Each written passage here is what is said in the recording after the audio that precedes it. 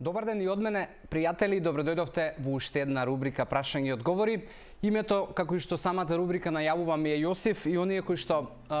сакаат да ги одговараме нивните прашања, може да го направите тоа користејќи ги броевите на телевизија Телма, користејќи го хаштагот #Јосиф и исто така моите канали на социјалните мрежи, Инстаграм, Фејсбук и исто така може и да најдете голем дел од содржината на YouTube каналот. Цеце и прашува како да ги читам етикетите на продуктите.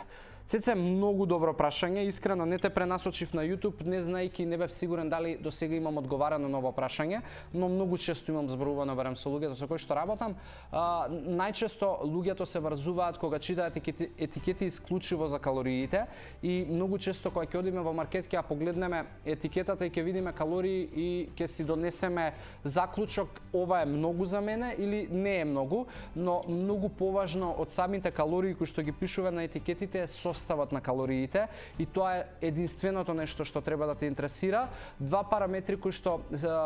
би требало секој од нас да ги проверува и да ги чита се мастите и шекерите. И затоа кога ќе погледнеш етикета, имаш да речеме многу често пишува енергетска вредност на 100 грама, кај што ги пишува калориите, пишува јаглехидрати од кои што шекери, пишува масти од кои што заситени, протеини, сол и така натаму и секогаш барај енергетска вредност на 100 грама и на 100 грама производ мастите не би требало да бидат над 5 грама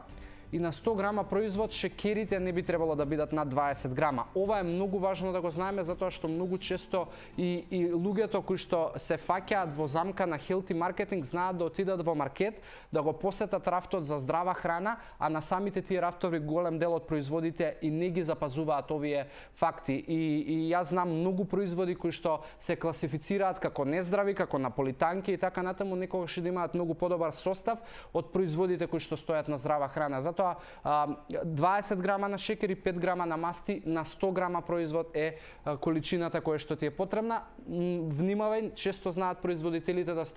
стават енергетска вредност по порција или на 35 грама или на 50 грама, затоа и пробај со малку математика